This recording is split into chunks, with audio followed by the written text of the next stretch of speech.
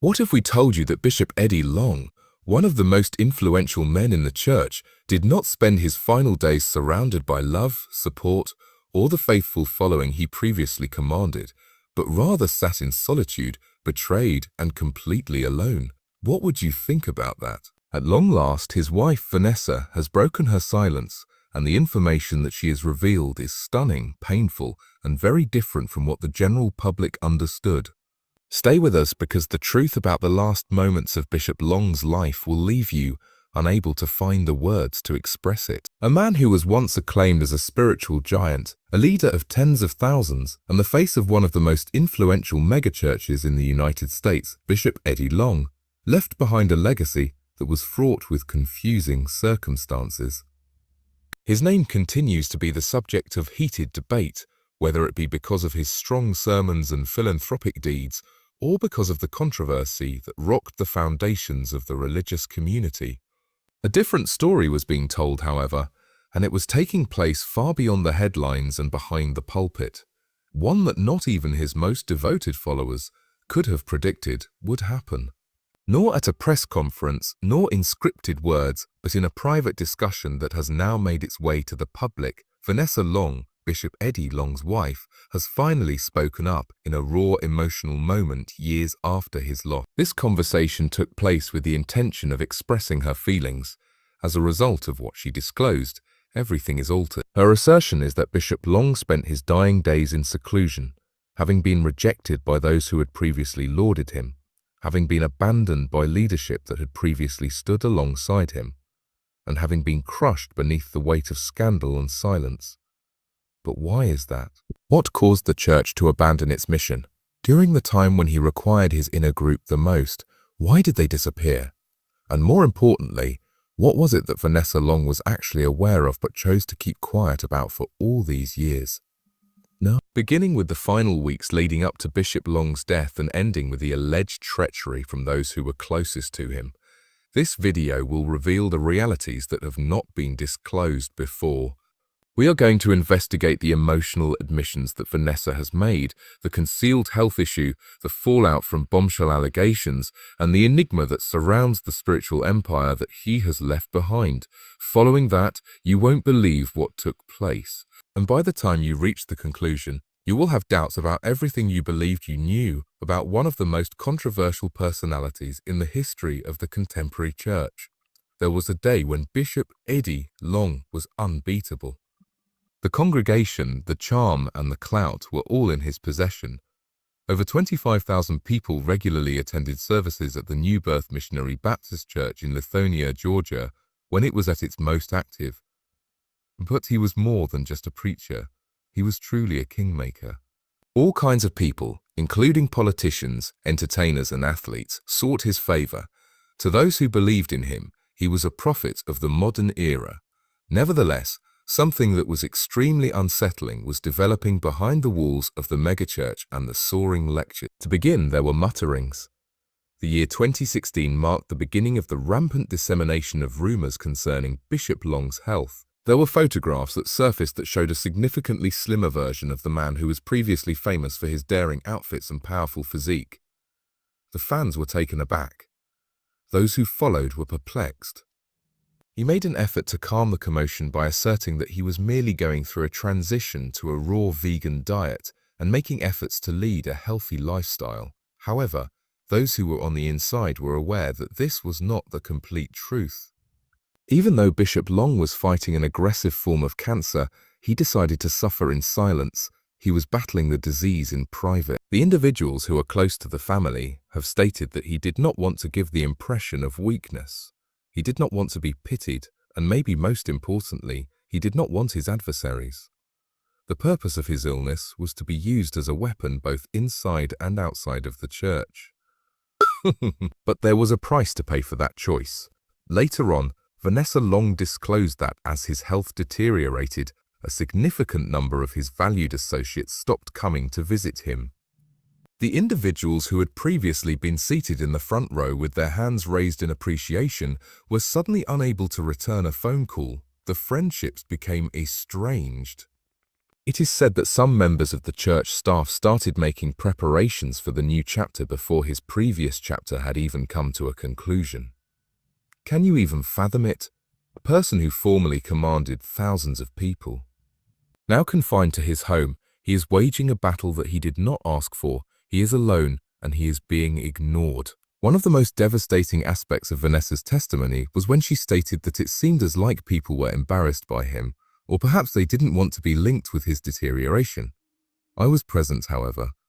I was able to witness him crying. He was seen praying. He was seen praying, and I witnessed the profound sense of abandonment that he experienced. No news outlets have reported on that particular topic, because the truth is that the story that the church presented to the public was carefully prepared, but the reality was much worse. There was no press release included. Additionally, this is the part that they do not want you to know at all.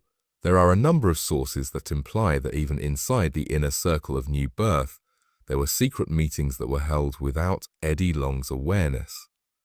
These meetings included conversations about succession, about finances, and about the image of the community.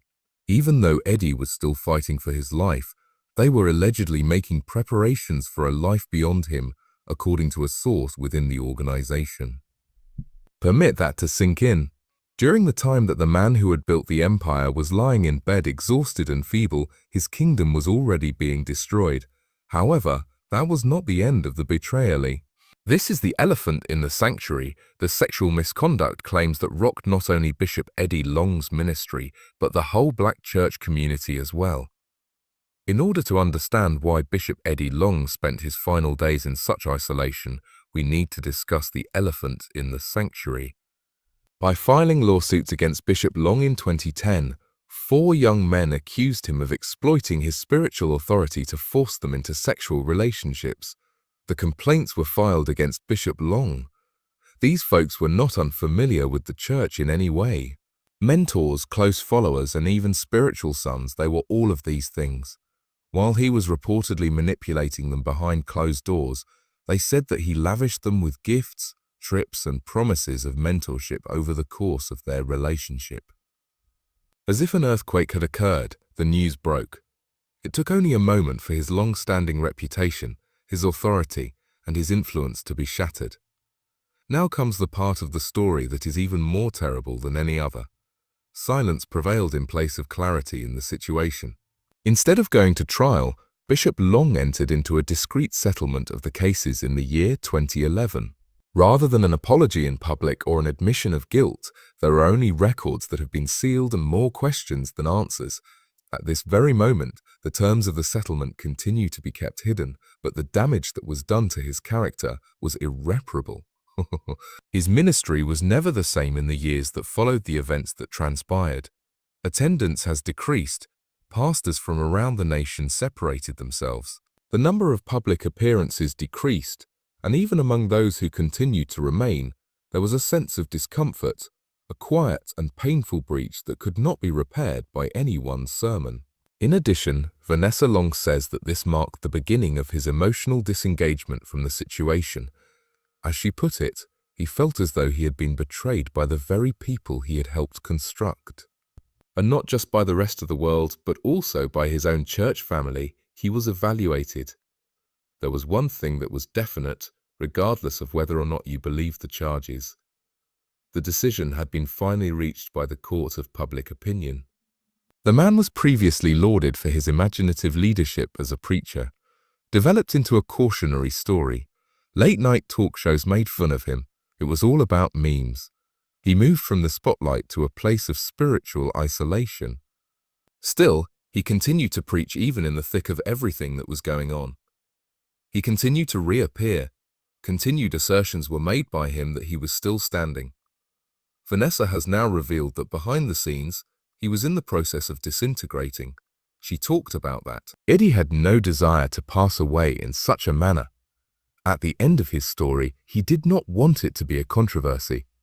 It was important to him that people remember the job he had done and the lives he had impacted. Nevertheless, whenever his name was mentioned, it was always connected to the offense that he was accused of and never to the fact that he had survived. That mental burden, in addition to the physical degeneration brought on by cancer, evolved into something that was intolerable. This is where the unsettling surprise comes in.